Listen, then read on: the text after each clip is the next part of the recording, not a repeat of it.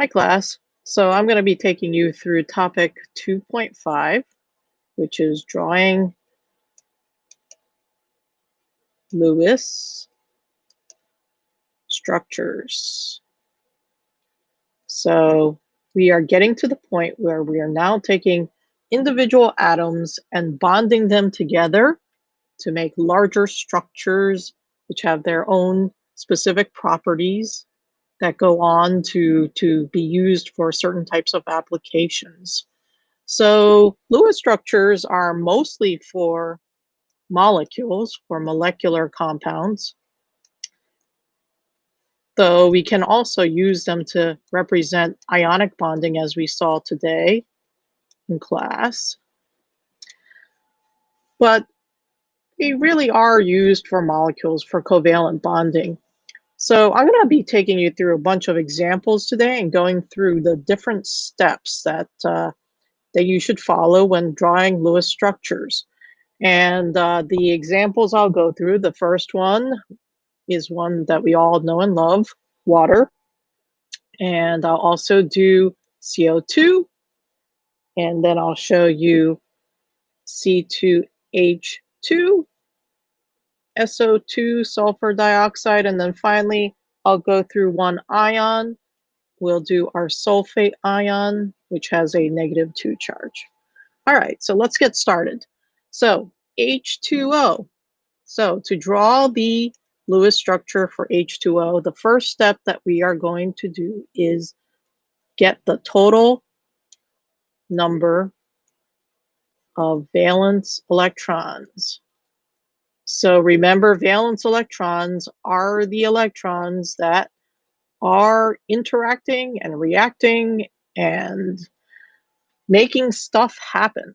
So those are the reactive electrons. So what we want to do is find the total number of valence electrons in H2O. So we have two hydrogens. Each hydrogen has one valence electrons.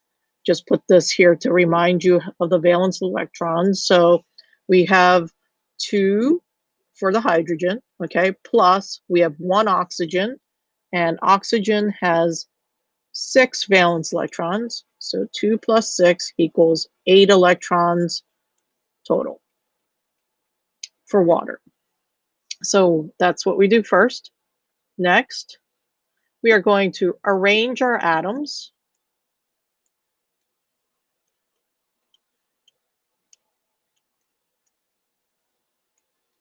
Okay, now in the case of H2O, what we're going to have to do is one rule is hydrogen is always outside. Okay, because hydrogen can only make one bond. It only has one electron that it can donate. So it's always outside, and the least electronegative atom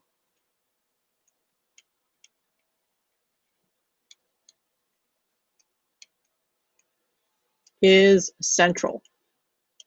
Now, in the case of HNO, oxygen is definitely more electronegative, but hydrogen has to be on the outside. So I'm going to arrange my atoms like this. I'll put my O in the center, and then I will put my hydrogens around the oxygen. All right. Number 3, we're going to covalently bond the atoms. This means we are going to share electrons between two atoms in order to make a bond. And the way we show a bond is with a single line. And this line, okay, means 2 electrons are shared. Okay, so that line right here contains 2 electrons. If you've used 2 here, you've used 2 there to bond the hydrogens to the oxygen. Next step, complete the octet, okay, for atoms other than hydrogen. Hydrogen only has a 1s shell, right? It's right here. It's 1s1.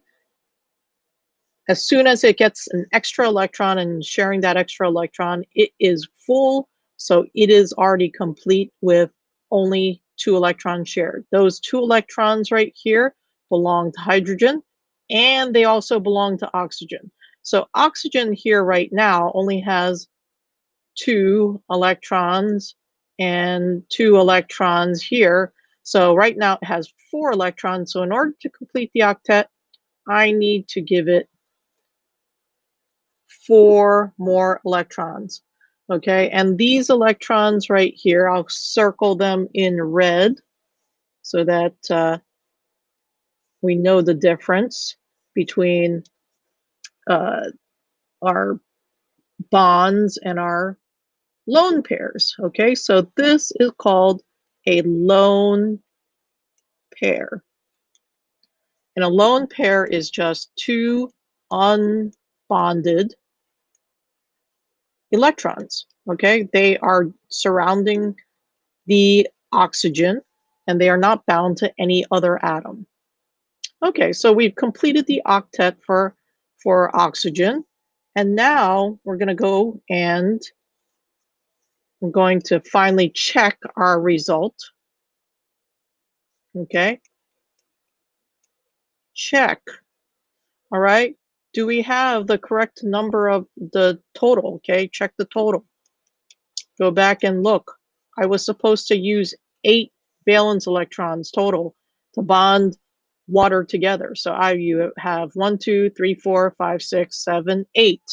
Okay, so I'm good. And so this is the correct structure for water, and I am good. Now I'm going to add a step here which does not apply, okay, to water, but if there are double or triple bonds, and we'll talk about what double and triple bonds are in a second. Check for resonance structures.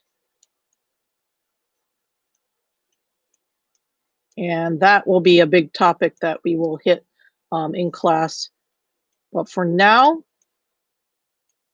okay, we have no double or triple bonds. Okay, we only have 2 electrons shared. Okay, this is called, when we share 2 electrons, that's called a single bond. Okay, 2 electrons shared equals a single bond. Okay, so water contains 2 single bonds and 2 lone pairs. Okay, so that's water. Let's take a look at CO2 now. All right, so for CO2, well, let's go back to black. For CO2, let's get our total. Our total is going to be, oh, I should have kept my little chart right here. Let me see if I can drag it over.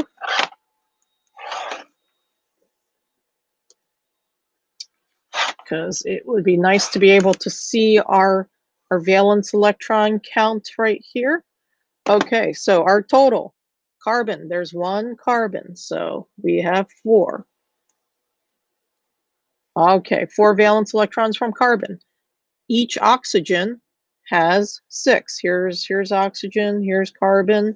Okay, so I'm going to add 6 for one oxygen, 6 for another. That gives me a total of 16 electrons to bond this molecule together. All right, so now I will arrange. Okay, and I'm going to put my least electronegative atom, C. Oxygen is more electronegative. It's closer to fluorine, which is the most electronegative. So I'll put C and oxygen around it. All right, number 3, bond. Okay, so I'm going to bond these guys together. Complete octets. Okay, so let me see. I'll give oxygen that, and now oxygen has 8 electrons. And I'll give oxygen that. Now this oxygen has 8 electrons. I'll give my carbon that, and then I'm going to go and check. So if I count this up, I have 1, 2, 3, 4, 5, 6, 7, 8, 9, 10, 11, 12, 13, 14, 15, 16, 17, 18, 19, 20 electrons. This is not good. Okay, so this is not the correct structure. Good thing we checked, right? So we gotta do a little bit more thought here. We can't use single bonds because that would give us too many electrons. So instead, we are going to use some double bonds. When we end up with too many electrons over our total count, right? 20 was over our total count.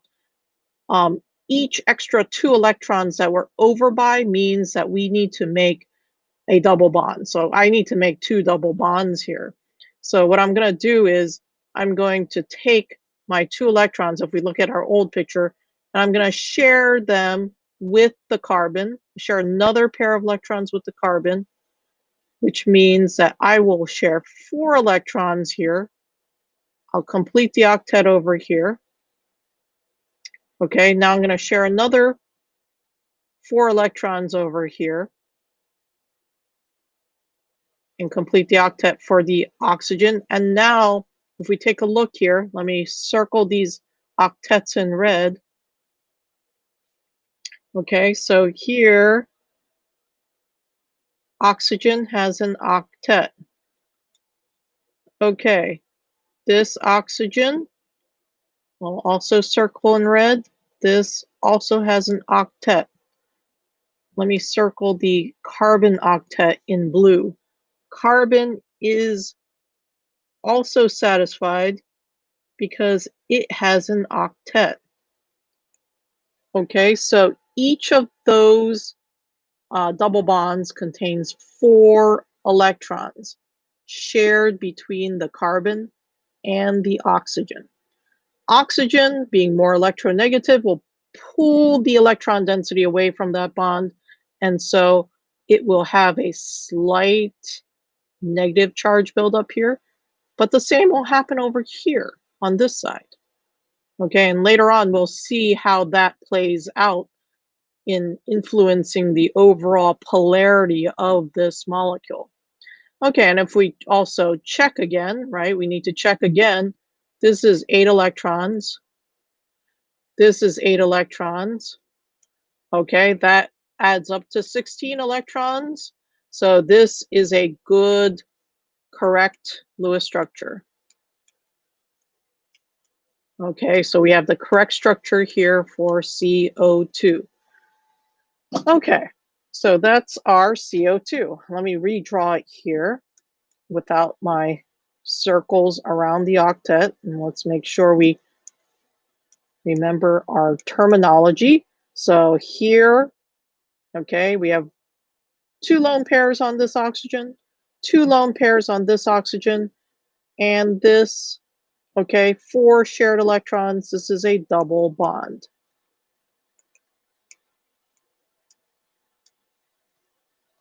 Four electrons shared between carbon and oxygen. More electrons shared causes the bond to contract, okay, as there's more overlap here, more attraction. It also increases the strength of this bond. Later on, we'll look at hybridization and learn why that is. And so we have a stronger, shorter bond here. Double bonds are shorter and stronger than single bonds. Okay, next example. What is our next example? I guess we're going to acetylene. Exciting. Acetylene gas is used in torches. Makes a beautiful, very white flame. This is acetylene. This is kind of a common name for what's called ethine. Almost went with the ethene, but it's ethine. sign indicating something that we'll see in a second. All right, so again here, let us do the total. All right, so the total is, okay, now I took away the valence chart. How many valence electrons in carbon? 4, that's right. And we have 2 carbons, so 4 plus 4, and each hydrogen has 1. So we have a total of 10 valence electrons to bond this thing together. All right, so next we arrange least electronegative things in the center, but in this case, hydrogen has to go on the outside. So we need to put the carbons in the center. We'll put the hydrogens here and here. I know a little bit more about the structure because I know what it is. And if you tried to put the hydrogen here, you would find that you could not complete the octet in a satisfactory way for this carbon. You can go ahead and try it. Try bonding them like this. Okay, try arranging them like this and bond them like this. You'll find that you can't actually draw a um, a structure which satisfies the octet rule. So we can arrange them like this, and then we'll be able to satisfy the octet rule for all of the atoms. All right, let's bond. Okay, so I'm going to bond my H's first. Always bond your H's first. That will take up 2 electrons. It will make the hydrogens complete their outer shells. And now, take a look before you go on. I've already used 4 electrons. I only have 6 electrons left in order to satisfy the octet. So I can already tell that if I start putting electron pairs here and I put this let's bond this CC together. If I start putting electron lone pairs around the C's, right, I'm gonna lose. I don't have enough valence electrons to do that. So I know right off the bat that I need to make at least a double bond. So if I make a double bond here, now this carbon has 6 valence electrons. This has 6 valence electrons. So it needs 2 more. So I could put them here, but then this carbon would not be satisfied. It would not have the complete octet. I could put them here, but the same thing would be true for this carbon. So instead, we can actually make something called a triple bond. And the triple bond is 6 electrons shared between these 2 atoms. Okay, so 6 electrons shared. A triple bond is shorter and stronger than a double bond and a single bond. Okay, so here we have acetylene. This bond is very strong and difficult to break. So we've bonded.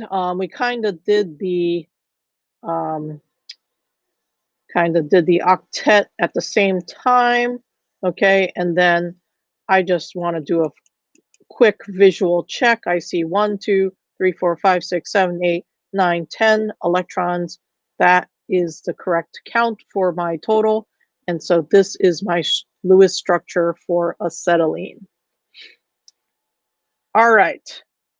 So another molecule that I want to point out, and you will definitely make this molecule at some point, but nitrogen gas. Nitrogen gas, okay, nitrogen has 5 plus 5, a total of 10 electrons again. And if you do out the structure, we have to put them right next to each other. There's only 2 atoms. And then if I bond them, okay, I only have 8 electrons left, so I definitely cannot use them to complete the octet and make lone pairs. Nitrogen gas looks like this. And you can try some other configurations and see if they work, but this is the only way you can bond 2 nitrogen atoms together with 10 valence electrons. So this is a very, very, very strong bond. And for a long time, we could not figure out how to break this bond and make things like ammonia. It was just very difficult until later in the 19th century, okay, late 19th century, Fritz Haber and Karl Bosch came up with the Haber-Bosch process, which runs under high pressure and relatively low temperatures, but they invented a process to make ammonia with hydrogen. And now I'm getting completely sidetracked here. In order to make ammonia. And with ammonia, we now feed the world. So not just ammonia, but any ammonia-derived compounds like ammonium nitrate, another fertilizer. This is another one. Okay, so there are lots of fertilizers that are nitrogen-based, but basically without this invention, okay, and you know what, it's bothering me that these are not balanced, so I'm going to balance them. This is the Haber-Bosch process. And later on, maybe we will talk about, when we get to kinetics, we'll talk about the catalysts that are involved in the Haber-Bosch process. It's kind of still a trade secret, but we know what's involved in here. And without this process, we could not feed the world. Most of us would not be here. Okay, enough. I will get off that topic. Let's go on to our next example. Okay, SO2, sulfur dioxide, used as a preservative. Next time you eat some dried apricots, okay, prunes, raisins, you'll see, check the ingredients list out. Sulfur dioxide is commonly used as a preservative for dried fruit. All right, so again here, let's do our total. And right now, maybe the steps seem kind of, tedious, but go through them. Believe me, this will really help. After a while, this process will become automatic, okay? Well, maybe not automatic, but at least it will feel much more natural and it will just flow. But you can only get to that point if you practice the steps enough. Okay, so we do the total. Sulfur is in the same group as oxygen, so it has 6. Oxygen has 6. Okay, so I have a total of 18 electrons, 18 valence electrons to bond my atoms together. All right, so arrange. Again, I'm going to put the least electronegative atom in the center. That would be sulfur. So I'll put the oxygens around it like that. 3, bond them. So let me bond here and here. Okay, start with my single bonds. Okay, satisfy the octet. Okay, keeping in mind that I have 18 valence electrons and I've used 4 up, so I have 14 left. So let me put some lone pair electrons around here. That satisfies this oxygen. Let me put this like that. Oh, but there's a problem here because there are 20 electrons. So I cannot use this as my correct Lewis structure. Let me go back, and what I'm going to do is I'll have to make a double bond. I just need to make 1 because I'm off by 2 electrons. So if I double bond right here and remove a lone pair from the sulfur and the oxygen, I now have 1, 2, 3, 4, 5, 6, 7, 8, 9, 10, 11, 12, 13, 14, 15, 16, 17, 18. Okay, I now have the correct number of electrons, 18 electrons. Now this structure gets into something called resonance.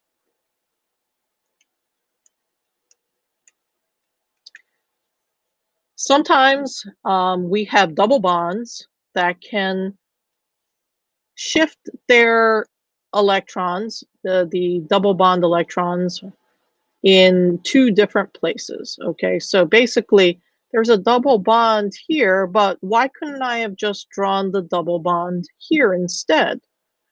Well, the truth of the matter is the electrons involved in that double bond are actually spread out over these two bonds. Okay, so when we can draw double bonds in different positions, we can draw resonance structures. Okay, so resonance structures. Oh, we switched to red here. Okay, so this double bond, I could have gone on the other side.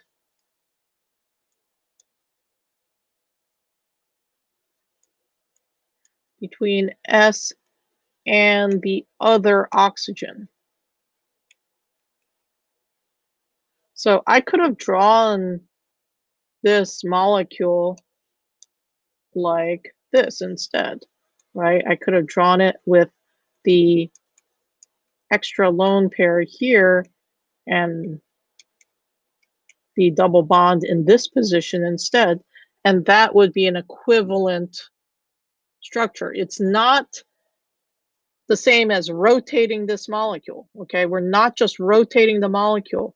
We are actually saying that we are shifting electrons, these electrons here, and shifting these electrons onto this oxygen, okay? If we number these electrons 1, 2, and 3, okay, if this was 1, 2, and 3, we can have the double bond between atom 2 and 3, or we can have it between atom 1 and 2. And the way we indicate that these are resonance structures is we put an arrow between these, okay, a double arrow. Let me draw that over again because often we don't draw them in this configuration, but we show them like this.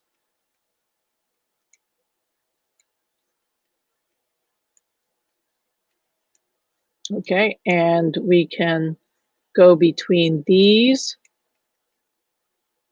two resonance structures. Now, what does it mean? Does it mean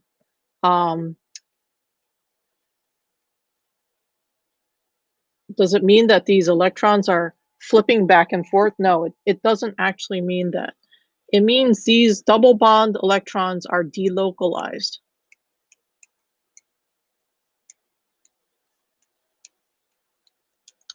They are spread out, okay? Delocalized means you can't localize them in one spot or the other.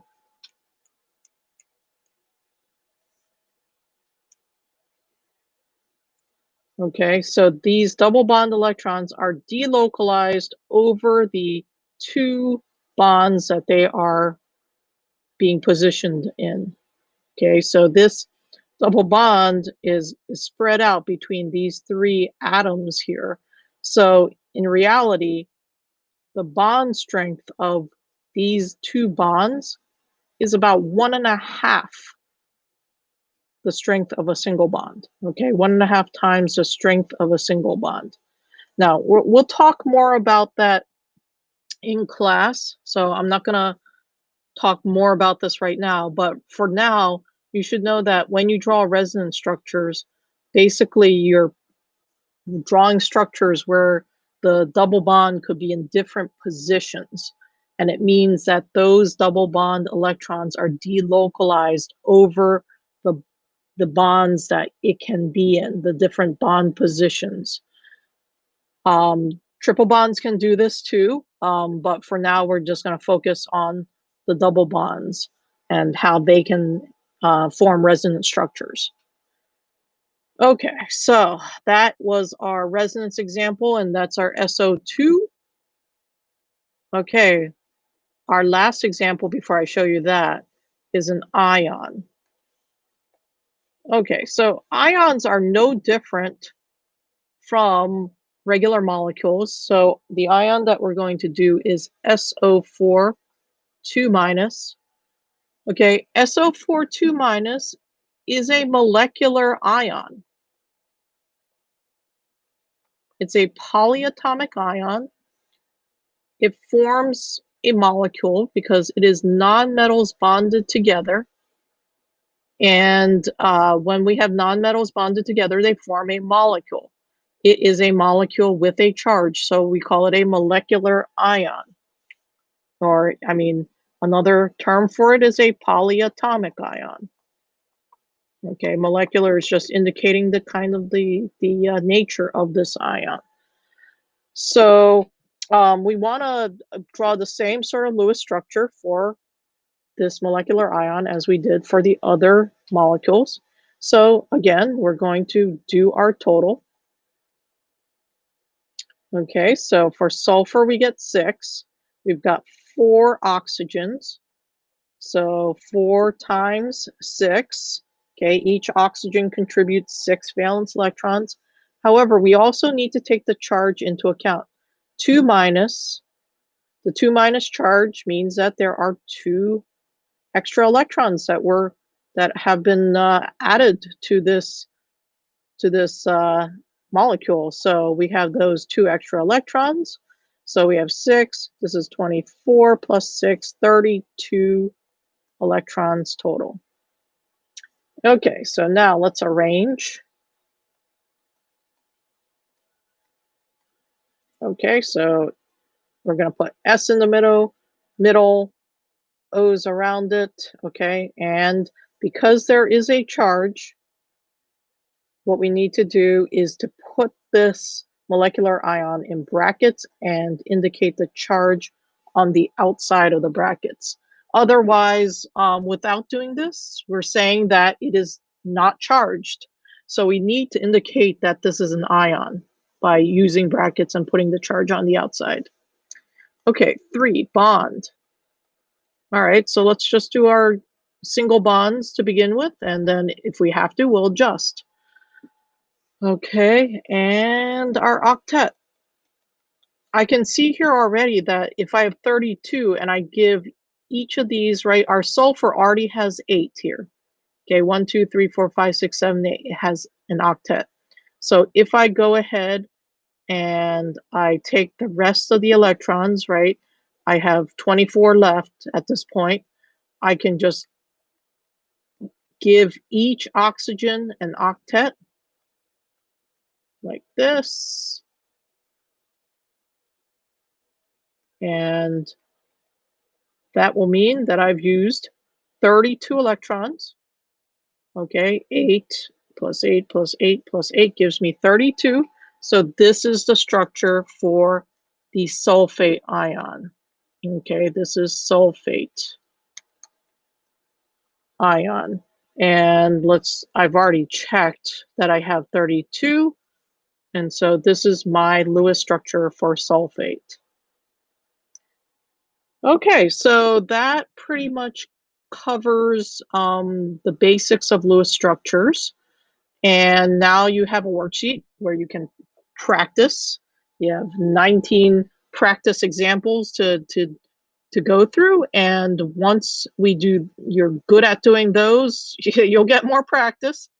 But from that point, we're going to go into formal charges, more resonance structures. We'll talk about the geometry that these molecules make based on the VSEPR theory. We'll talk about hybridization. We will also talk about the overall polarity of the molecule.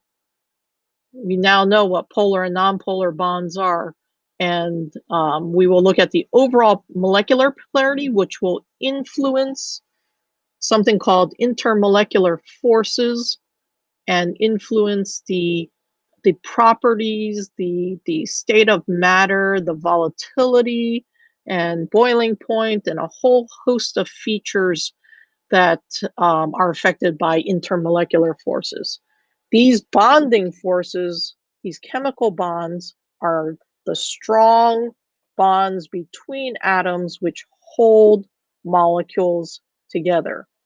Okay, hold molecules together, but there are other forces that hold the actual, okay, molecule to molecule forces that are also very important. Right now, we're just looking at the bonds between the atoms within a single molecule right now, okay?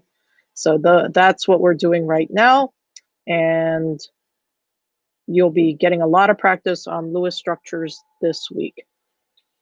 Okay, ask me questions if you got confused, or rewatch a part if you need to, and maybe try some of these examples on your own, and you'll get lots of practice on the worksheet.